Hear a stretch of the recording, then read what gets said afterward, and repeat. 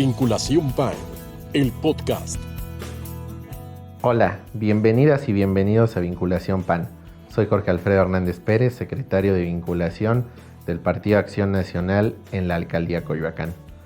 Hoy nos acompaña el diputado federal Héctor Saúl Telles Hernández, representante del PAN en la actual legislatura y una de las voces más firmes en materia de presupuesto, fiscalización y combate a la corrupción. En este episodio conversaremos sobre el papel de la Cámara de Diputados como contrapeso y la responsabilidad de vigilar cada peso que se ejerce con transparencia. Hablaremos también de sus propuestas en materia de seguridad, bienestar y defensa de la legalidad frente a lo que hoy llamamos excesos fiscales y riesgo al financiamiento ilícito. Diputado Héctor Saúl, bienvenido a Vinculación PAN. Jorge, pues estoy contento de estar aquí en el podcast.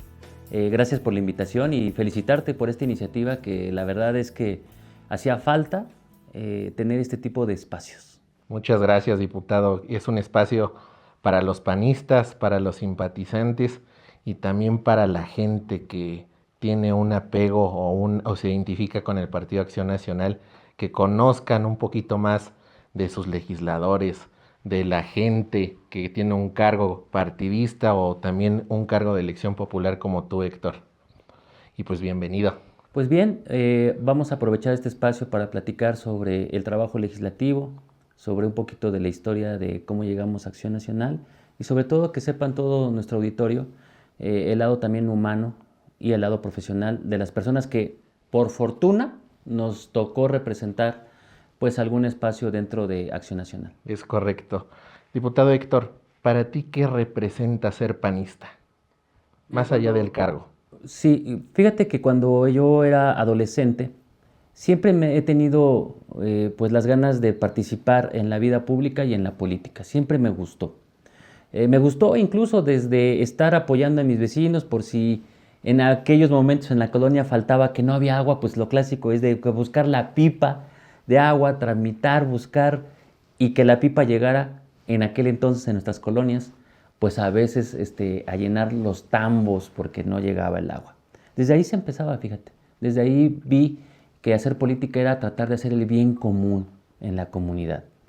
Después ya, un poquito más adentrado a mi vida pues académica, en la universidad me dieron sobre todo las ganas de entrar un poco a la política. Y fíjate, Jorge, que analicé todos los estatutos de los partidos y los principios que tenían. En aquel entonces, los más importantes que era el PRI, el PRD y obviamente Acción Nacional. Me encantó y me quedé pues muy ilusionado e impactado por los principios, los valores, los estatutos de Acción Nacional. Así decidí yo ser panista porque me identificaba con esos pilares de valores, principios y estatutos de lo que es Acción Nacional. Y eso me decidió a ir a tocar la puerta de Acción Nacional y de ahí empezar en esta vida. Creo que fue también desde muy joven tu trayectoria dentro del partido y eso ha hecho que tengas esta trayectoria dentro del partido y también ahora como diputado. Sí, fíjate que recordando cuando yo era niño, es una anécdota real. Hubo una visita guiada en aquel entonces hacia la Cámara de Diputados. Recuerdo que iba creo que en quinto de primaria. Nos llevó nuestra maestra. Vi el trabajo, me impuso mucho, es imponente el Palacio Legislativo, lo vi. Estuve sentado en una grada, vi cómo estaban trabajando los diputados, me impresionó. Salí del Palacio Legislativo y se quedó en mi mente esa imagen y de verdad que lo pensé. Dije, algún día quisiera yo estar sentado en esas curules, en esos asientos y hacer el trabajo que están haciendo los diputados. Se me quedó grabado, Jorge. Creo que fue algo en mi vida, ese punto de inflexión en mi vida, esa visita guiada. Y de ahí se me quedó la imagen hasta llegar a la universidad y es donde comencé a adentrarme ya en estas células universitarias con Acción Nacional. Perfecto. Y En ese sentido, diputado, ¿cuál es el valor que más se identifica del partido en tu forma de hacer política, en la forma de legislar que tienes? Sin duda, realizar el bien común, llevar beneficios a la comunidad, apoyar a la ciudadanía, tratar de hacer las gestiones que sean necesarias para llevar este bien común. Me gusta mucho también dignificar a la persona humana, me gusta el solidarismo y me gusta también la subsidiariedad.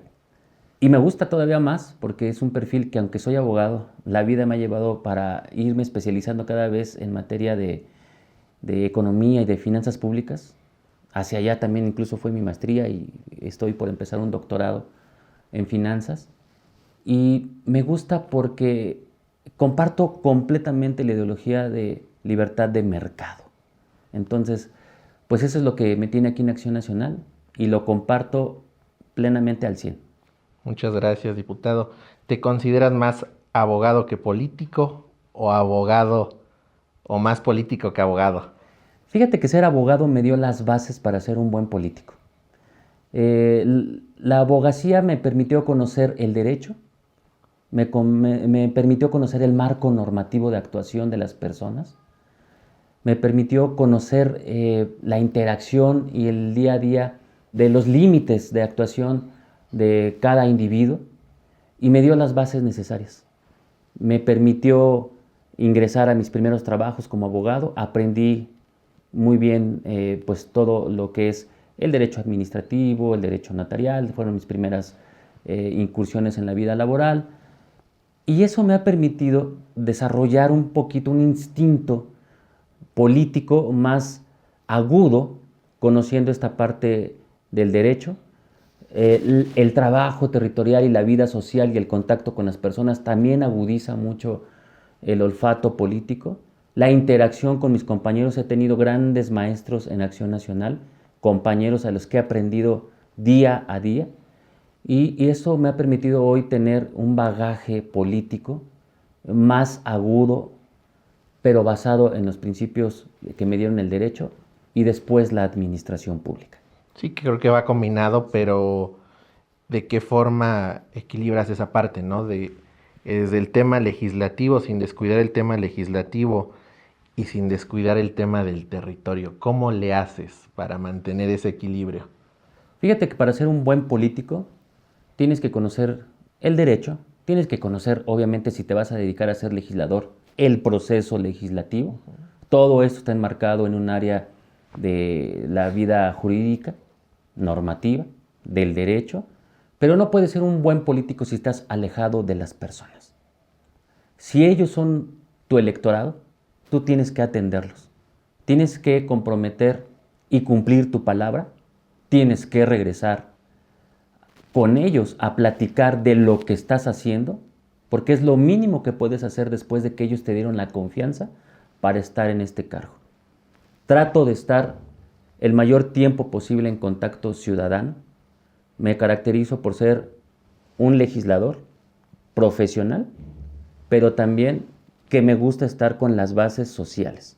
Regreso, platico, me llevo propuestas, informo lo que hago y me ha permitido eso tener una base de electorado que me ha refrendado su apoyo ganando reelección.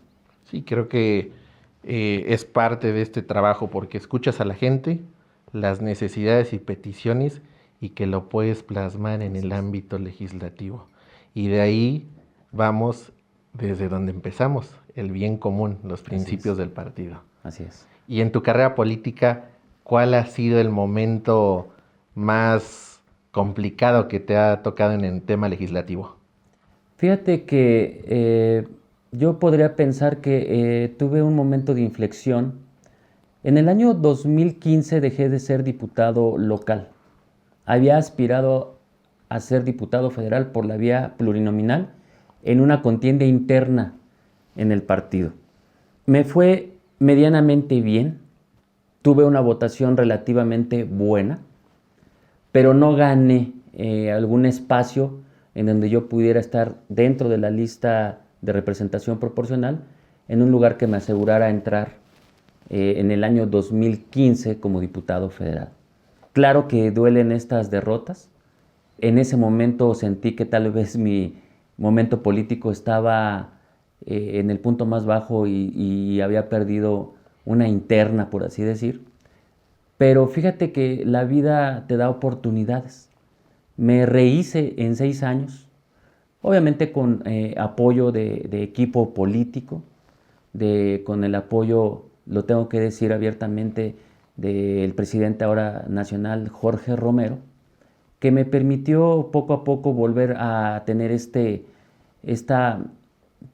rehacerme nuevamente en política. Yo venía de ser diputado local de 2012 a 2015. Pierdo esta interna y entra uno en depresión, entra uno en una incertidumbre de futuro político. Jorge Romero me dio la oportunidad de continuar en algún espacio de la dirigencia del partido en la Ciudad de México. Después acompañé en la gestión en la alcaldía Benito Juárez y de ahí regresé en el año 2021 con una oportunidad para ser diputado federal y ganar en las calles, el distrito 24 en aquel entonces de Coyoacán y una parte de Xochimilco, y después, afortunadamente, reelegirnos con el apoyo de la gente, otra vez en Coyoacán y ahora una parte de Iztapalapa. Ese ha sido el camino y el punto más difícil, diría yo, que fue en el año 2015, cuando viví una incertidumbre de mi futuro político. Y creo que es un ejemplo que te das cuenta que el trabajo te va llevando a seguir formando y abriendo camino dentro del partido y también en la calle, ¿no? Y que te ha hecho ganar esas elecciones y también refrendar, como dices, en una reelección. Sí. En ese sentido, diputado, ¿qué campaña te ha tocado la más difícil en calle?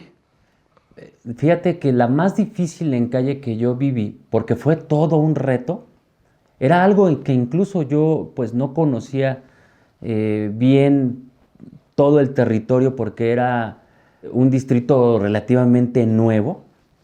En el año 2021 encontré el reto de decir, me dicen, oye, pues hay la posibilidad de la candidatura en Distrito 24 Federal. Yo estaba plenamente concentrado en otro distrito, en el Distrito 16, en aquel momento era local, ahorita ya cambió de nomenclatura, pero era un distrito que estaba un poco adentrado, más un poquito en territorio de Tlalpan.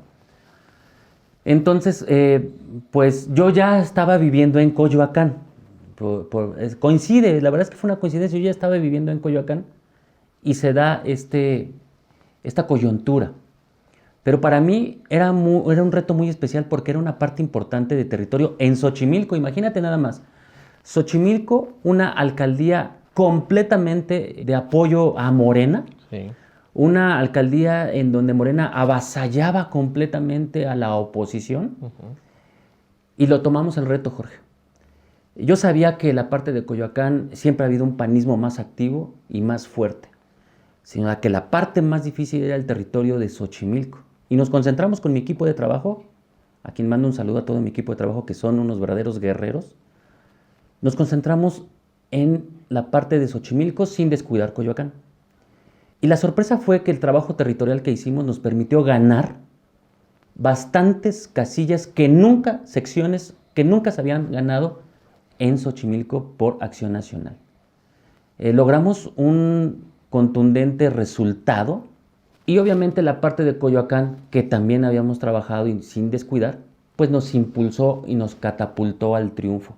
Pero el trabajo en Xochimilco fue fundamental y era una experiencia nueva, completamente con personas diferentes, con un territorio diferente, con cultura incluso diferente, porque Xochimilco es un pueblo, es una alcaldía de muchos pueblos, con mucha cultura, con muchas tradiciones arraigadas, y era entrar a un ámbito nuevo.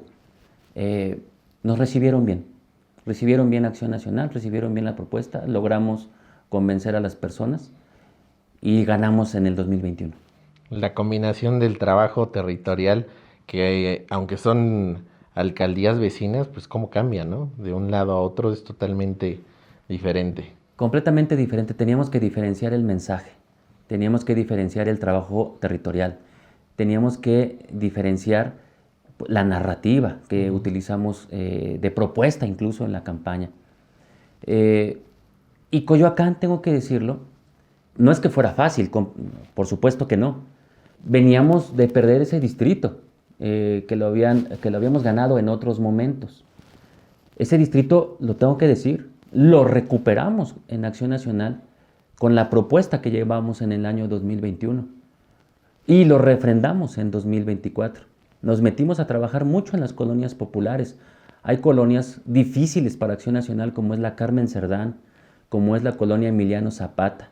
Las mismas CTMs, hay lugares específicos difícil acceso para Acción Nacional. El pueblo de San Francisco, Culhuacán, sus barrios de La Magdalena, San Juan. Y lo hicimos, trabajamos también de la mano con muchas personas en estas colonias, en estos pueblos, en estos barrios, y logramos tener el triunfo. Pero sí, era un trabajo diferenciado, una estrategia que tiene que tener conceptos diferentes, y logramos hacer esa sinergia para lograr el triunfo en 21 y en 2024. Una labor titánica y que nos lleva a ver más atrás qué se hace en calle y qué se hace en el trabajo legislativo. Diputado, una pregunta. ¿Por qué en el presupuesto de egresos siempre es un tema complicado, tanto en las comisiones como a la hora de aprobarlo? Fíjate que el presupuesto de egresos, hay que decirlo, es el único instrumento, es el único cuerpo, digamos, administrativo y normativo para ejercer los recursos de todos los mexicanos. Es el único que aprueba únicamente la Cámara de Diputados. Es un momento muy especial, porque nadie más aprueba el presupuesto más que los diputados. Entonces yo estoy honrado de la confianza que me han dado en el Grupo Parlamentario de Acción Nacional de la Cámara de Diputados, porque soy el secretario que ve un poco más los asuntos. Tengo claro que mis compañeros, todos nos apoyamos, pero me toca meterme de lleno. Aparte soy el vicecoordinador económico del grupo. Entonces, el tema del presupuesto es como el clímax que vivimos en esta vicecoordinación junto con todo el paquete económico. Es una discusión especial porque se dan debates intensos. Es la aprobación de los dineros, hay que decirlo. Sí. Es donde Morena plasma su modelo de trabajo, su modelo de gobierno. Es donde plasma cómo va a dispersar los recursos. Pero es donde también nosotros identificamos como oposición en dónde están mal, en dónde hay dispendio, en dónde hay corrupción, en dónde hay mala planeación, y lo tenemos que señalar. Y es donde también ocupamos nosotros como diputados la oportunidad de proponer lo que verdaderamente necesita México a la hora de los recursos. Proponer reactivación económica, proponer crecimiento, progreso y no dispendio, no que haya obras que no den utilidad a los mexicanos. Por eso es tan importante y por eso se arman los debates intensos. Sí, sin duda es un tema muy importante para todo el país. Y en ese sentido, ¿dónde crees que está el mayor riesgo del gasto público en este panorama tan opaco que está haciendo Morena también en la Cámara de Diputados? Pues fíjate que hemos detectado varias anomalías.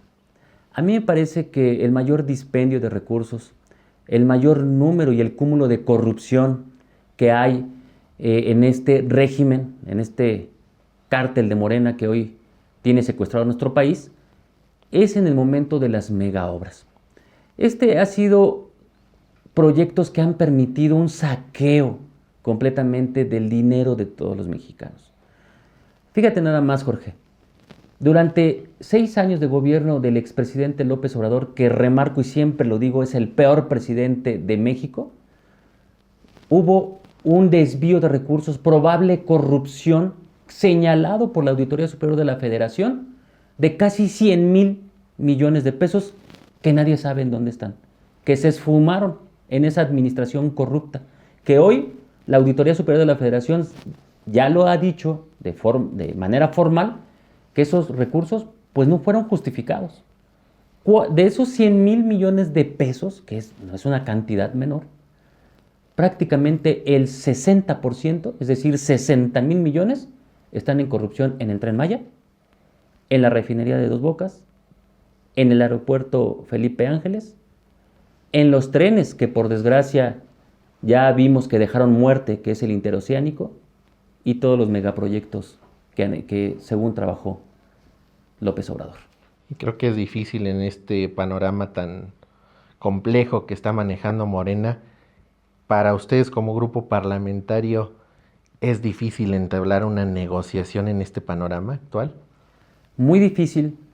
Te voy a platicar que en la legislatura pasada de 2021 a 2024 influíamos más. En esa legislatura, Morena y sus aliados no tenían la mayoría calificada. Para nuestro auditorio, mayoría calificada es que no tenían más de 333 diputados, que se necesita para modificar completamente la Constitución. Nosotros éramos un grupo un poco más extenso, junto con toda la oposición, pues impedíamos que llegaran a ese número de 334 diputados. No los tenían.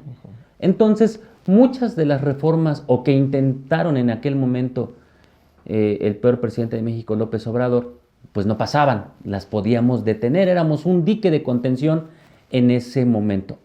Sin embargo, ahora, Jorge, en esta legislatura, es mucho más difícil nuestra interacción, negociación o acuerdos con la mayoría oficialista, porque hoy sí tienen esa mayoría calificada. Hay que decirlo para todos, que esta mayoría calificada es artificial. Esos votos nunca los obtuvieron. La gente no les dio esos 334 diputados. Ellos los tomaron de una fórmula que hoy en la reforma electoral se tiene que corregir. Y de manera artificial crecieron, imagínate nada más, del 56% de votos que tuvieron en el país para el Poder Legislativo, pues agarraron el 73%. O sea, con una fórmula artificial y una ingeniería electoral criminal. La oposición obtuvo el 44% de votos. ¿Y cómo es posible que hoy tengamos apenas el 26%? Digamos, entonces, ese tipo de aberraciones y de abuso de la fórmula se tiene que corregir. Entonces, ¿qué es lo que pasa? Con esta mayoría calificada, se han vuelto soberbios, no platican, saben que tal vez pues podría parecer o creen que somos irrelevantes y no nos toman en cuenta. Pero eso sí se ve en las calles, sí lo ve la gente, aunque crean que no. Y esa soberbia y este espíritu de no necesitar nada de la oposición se les va a revertir en algún momento. Sí, justamente tiene que ver con la siguiente pregunta que te voy a hacer. ¿El oficialismo escucha las opiniones y las propuestas técnicas o de plano está cerrado? De plano está completamente cerrado. No aceptan prácticamente nada. Un ejemplo es el presupuesto. Hemos puesto sobre la mesa cada año más de 500 propuestas para mejorar el presupuesto de los mexicanos, con mayores medicinas, con mayores hospitales, con mayor seguridad, con mayores patrullas, con mayores elementos de policía, con más capacitación, con mejor reactivación económica, con empresas micro, pequeñas y grandes más fuertes, con fomento al empleo, cosas buenas que necesita el país, que ellos simplemente votan en contra. Y ahí están las consecuencias. Lo tenemos que analizar desde el punto de vista técnico, en donde el empleo ha caído en nuestro país. Hoy la tasa de informalidad ya es del 55%, ya rebasó a la formalidad en estos días. Vamos, se generaron apenas 72,000 plazas nuevas de empleos formales en nuestro país el año pasado. La tasa más baja de empleos de los últimos 10. El crecimiento económico está estancado, 0.7% del PIB nacional ha crecido durante el último año. Es uno de los peores años en crecimiento económico, incluso más abajo que los últimos años de López Obrador. Hay elementos económicos negativos, pero no se dan cuenta. Ellos piensan que con esta soberbia pueden hacer y deshacer, pero lo que no se dan cuenta es que están generando malas condiciones para todos los mexicanos. Y esa soberbia va a ser su tumba. Sí, definitivamente la gente se está dando cuenta con las acciones y iniciativas, todos los programas que existían, que realmente son programas gratuitos y que justamente se generaron en gobiernos y legislaturas que propusieron en Acción Nacional, Sí. y también en gobiernos priistas, Sí, pero que al final del día aportaban a la sociedad, ayudaban a la gente. Y creo que esa parte la gente ya se está dando cuenta de que Acción Nacional, uno, tiene legisladores preparados. Dos, siempre son propuestas para generar el bien común en las personas. Y tres, estando legislando ya en un congreso, no importa de qué partido, legislan para todos. así es. Fíjate que esta soberbia los ha llevado a desconocer las propuestas pues benéficas para la ciudadanía. Esta soberbia los ha llevado a aprobar incluso cosas que sí son dañinas para la gente. Te pongo un ejemplo del último paquete económico, porque lo tiene que saber nuestro auditorio. Morena y sus aliados aprobaron nuevos impuestos, más y nuevos impuestos para los mexicanos. Lo que dijeron que no iban a hacer, rompieron su palabra. La gente tiene que saber que hay más y nuevos impuestos para el año 2026. Y esa es una realidad. Nosotros obviamente votamos en contra, porque no podemos seguir lastimando la economía familiar cuando no hay condiciones económicas en nuestro país para que haya crecimiento y progreso.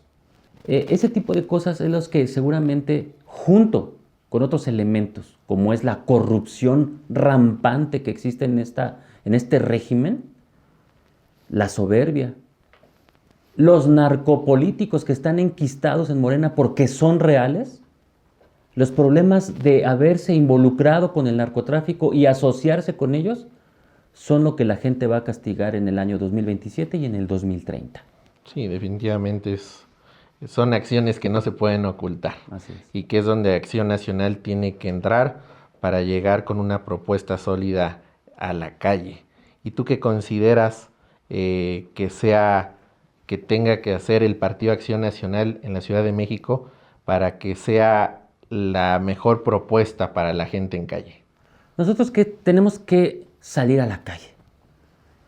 El llamado es para que todo panista, teniendo cargo o no de elección popular, teniendo cargo o no en gobiernos panistas, teniendo cargo o no en la estructura partidista, tienen que salir a la calle, junto con todas las personas que crean en nosotros. Se tiene que reactivar en este momento el voluntariado, es decir, las personas que tienen un pensamiento afín al PAN, para que salgan de la mano con nosotros. Tenemos que convencerlos, tenemos que crear algo que mueva esas almas, que salgamos nuevamente a las calles todos, que hagamos activaciones, que hagamos recorridos, que hagamos presencia. La gente está ávida de saber que hay otra nueva opción, que Acción Nacional no está pasmado, que Acción Nacional está vivo, con propuesta, con acción, con trabajo en calle. Yo creo que lo podemos lograr para el año 2027. ¿Y sabes qué también nos va a ayudar, Jorge? ¿Qué? Los grandes errores que está cometiendo el régimen. La gran corrupción, esta forma de manejar mal el recurso de los mexicanos y sobre todo que no nos han regresado la seguridad a nuestro país ni a nuestras colonias, que no nos han dado más y mejores medicamentos, que hay hoy brotes epidémicos graves como el sarampión, que estaba erradicado completamente de nuestro país, que hubo una mala atención médica, que no hay tratamientos contra el cáncer. Todo eso está haciendo una gran bola de nieve que nosotros tenemos de alguna forma encontrar el mensaje en la gente para despertarlos de ese letargo, que no es nada más con recibir una dádiva del gobierno, que aparte es un derecho de todos los mexicanos recibir los programas sociales, que no es gracias a Morena y que no es gracias al gobierno, que son derechos constitucionales que incluso Acción Nacional votó a favor y que no los van a perder. Los programas sociales se quedan. Lo que regresa es una nueva forma de hacer bien política, de manejar bien el recurso de los mexicanos, de hacer política de la buena y de regresarle la paz y la salud a México. Muchas gracias. ¿Y qué tipo de Partido Acción Nacional te gustaría dejarle a las próximas generaciones que vienen, que se interesan ahora en estar en la política? Fíjate qué buena pregunta, porque nosotros tenemos que estar también en las universidades. Tenemos que estar en las preparatorias, al menos con los chavos que van saliendo en el último semestre.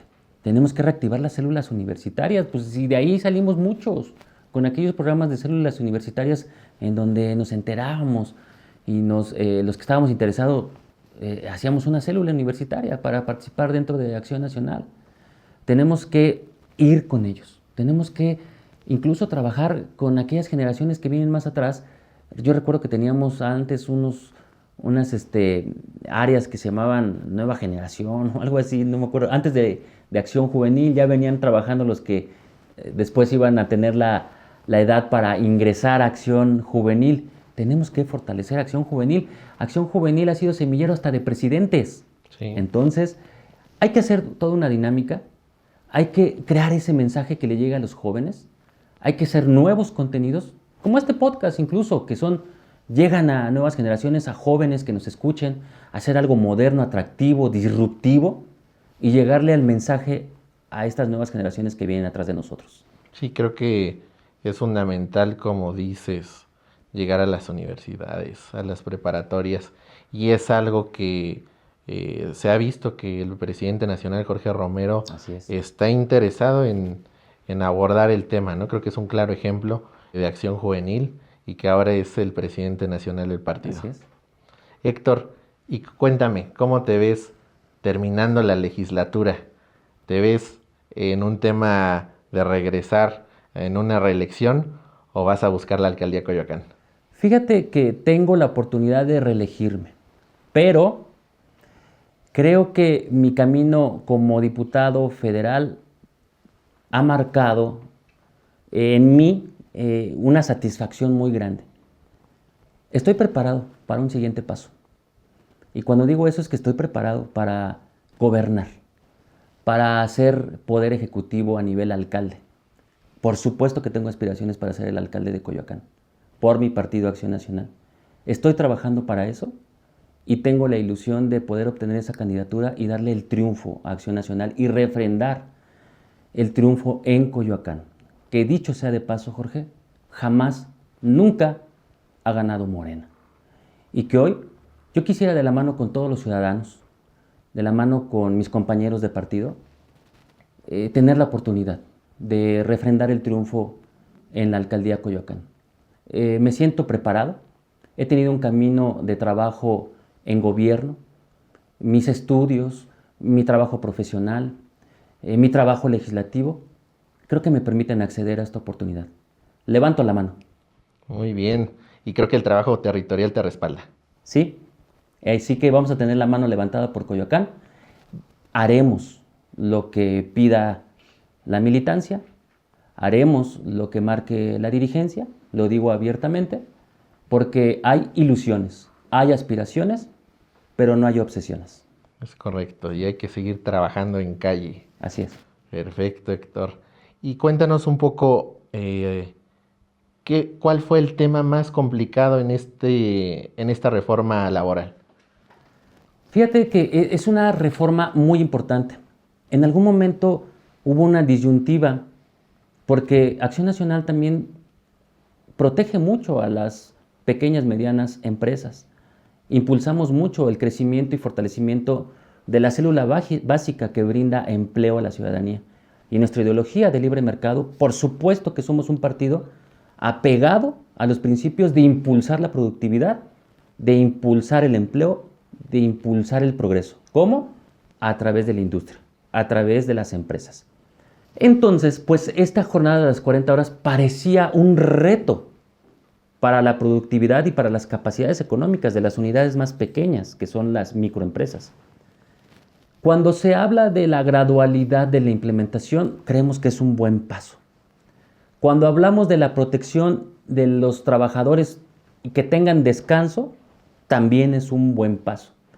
Y encontramos un equilibrio de hacer la gradualidad de la implementación de las 40 horas hasta el año 2030. ¿Cómo? Hoy actualmente hay 48 horas, entonces vamos a quitar 2 horas cada año para llegar al 2030 a las 40 horas. Pero ¿qué es lo que pasó en esta discusión? de forma muy tramposa por parte del gobierno y de Morena. Porque el acuerdo hasta donde se iba construyendo era que existieran 5 días de trabajo con 8 horas laborales para que dieran las 40 horas y 2 días de descanso obligatorios. Para que el trabajador también tenga el respiro suficiente, el descanso, la interacción con su familia, interacción recreativa, cultural, lo que quiera hacer la persona en su propio crecimiento personal y regresar después de 2 días de descanso con toda la energía a sus 5 días laborales de 8 horas. Pues no, la sorpresa es que dejaron abierto 6 días de trabajo con un solo día de descanso. Entonces se pierde un poquito el verdadero objetivo de apoyar a los trabajadores. Y luego hay otro tema con las horas extra. Como estaba la ley anterior, decía que los trabajadores podían acceder de forma voluntaria a trabajar 9 horas extras a la semana, 9. De la hora 1 a la 9 extras, pues se pagaban dobles, como dice la ley. Si se quedaban más de 9 horas y trabajaban a lo mejor 10, 11 o 12, esas horas posteriores a la hora 9 se pagaban triples. Bueno, ¿qué pasa ahora y qué hace Morena y el gobierno? Pues extiende el periodo o la capacidad de horas extras hasta 12 horas extras a la semana.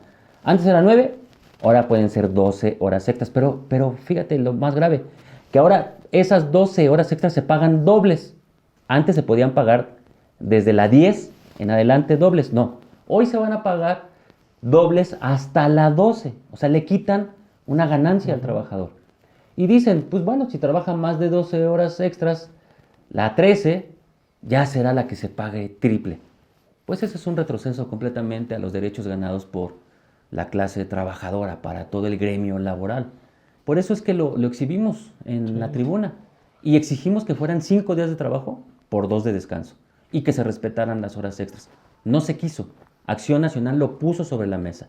5 días de trabajo, 8 horas laborales, 2 días de descanso obligatorio y respeto y dignidad al trabajo de las horas extras. Morena votó en contra, lo aprobaron mal. ¿Es un avance? Pudiera verse desde esa óptica, sí, pero es un retroceso en algunos derechos ganados por el gremio laboral.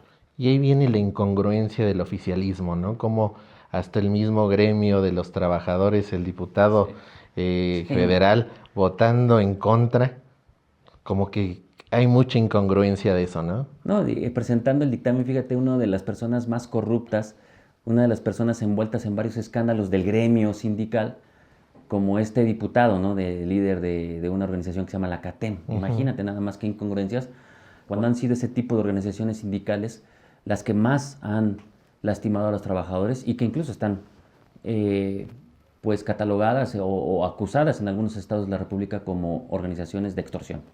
Sí, es complicado. Y para finalizar el bloque, diputado, es una dinámica que hacemos con todos nuestros invitados. Sí. Y es una pregunta que ¿qué te gustaría que te preguntara? Que por lo normal no te preguntan de tu trabajo y que le quisieras contar a la gente. Fíjate que a mí me gustaría más que conocieran la parte humana de todos nosotros. Nosotros muchas veces subimos el trabajo legislativo, presentamos las iniciativas y le hablamos a la gente diciendo, oye, presente esta iniciativa contra la extorsión, presente esta iniciativa para la reactivación económica, y a veces parecemos muy alejados de las personas y no nos conocen. Entonces, pues, a mí me gustaría platicar un poco de ese lado humano. ¿Qué hace Héctor Saúl cada día? ¿A qué hora se levanta? ¿Qué hace? ¿Cómo invierte tal vez su tiempo libre? ¿Tiene hijos? ¿No tiene hijos? ¿Es casado? ¿Es soltero? ¿Cómo es su integración familiar? ¿Qué hace los domingos? ¿Le gusta ver a qué equipo le va? ¿No? Esas cosas más humanas son las que nos hacen acercarnos más a las personas. Y a veces perdemos de vista eso, y hay que decirlo también, Jorge, o sea, los políticos a veces estamos muy mal calificados por la ciudadanía, a veces con justicia, a veces no. Yo sé que hay muchos políticos corruptos que nos han dejado pues muy difícil el camino a los que sí hacemos bien las cosas, pero tratamos de dignificar la política con buen trabajo y también lo hacemos en casa y en nuestra vida personal. Yo creo que eso lo tenemos que destacar más. Y va de la mano. Sí. Pues diputado Héctor, muchas gracias por este tiempo y compartirnos un poco de tu experiencia legislativa y que la gente militante del partido, simpatizantes, gente que le interesa estar en Acción Nacional, sepan un poco más qué hace un legislador, un diputado federal, un diputado local, un senador, y para eso es ese espacio. Felicitarte, Jorge, por este espacio, creo que hacía falta. Y pues enhorabuena a la Secretaría de Vinculación del PAN de Coyoacán. Y yo creo que es momento de trabajar juntos todos los panistas y sacar adelante el proyecto de Acción Nacional. Muchas gracias, diputado. Sin duda, conversaciones como esta nos ayudan a comprender la importancia de vigilar el gasto público, de defender la legalidad y ejercer una oposición responsable desde la Cámara de Diputados. Gracias por acompañarnos en este espacio y por ser parte de este espacio de diálogo y de reflexión. Soy Jorge Alfredo Hernández, secretario de Vinculación del Partido Acción Nacional en Coyoacán, y nos vemos en el próximo episodio.